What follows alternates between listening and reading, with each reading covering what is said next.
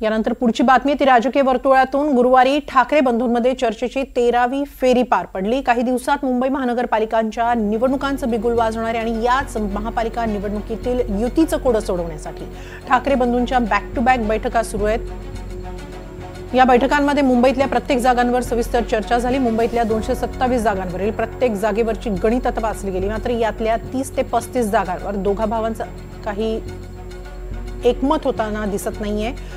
याच ठाकरे बंधूंमधल्या वादाच्या जागांची यादी एनडीटीव्हीच्या हाती आली आहे। या जागा कोणत्या आहेत पाहूया।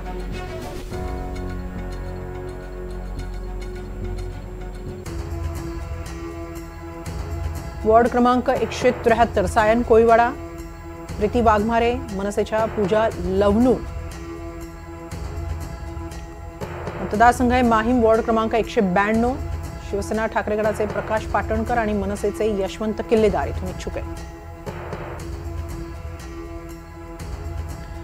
दरम्यान या सर्व जागांबाबत अधिक माहिती घेऊया आमचे प्रतिनिधी देवेंद्र कोल्हटकर यांच्याकडून। देवेंद्र, मुंबई महानगरपालिकांसाठी ठाकरे बंधूंमध्ये युती होते आहे, मात्र अडलं आहे ते जागा वाटपावर, विशेषतः 30 जागांवर अडल्याचं समजतंय। काय आता सध्याची घडामोड आहे, काय आता या चर्चेमध्ये प्रगती दिसून येते?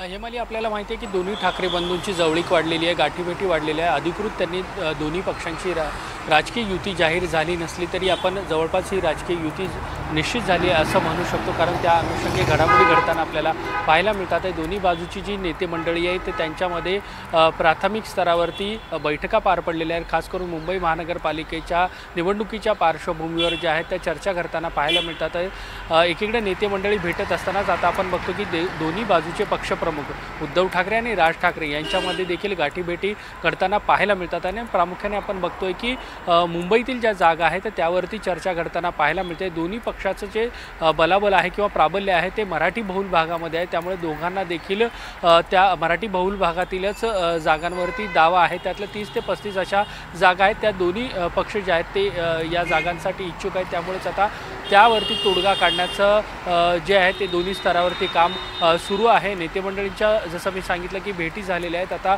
पक्षप्रमुखांच्या पातळीवरती देखील या सगळ्या जागांसंदर्भात चर्चा घडताना पाहायला मिळतात आहे।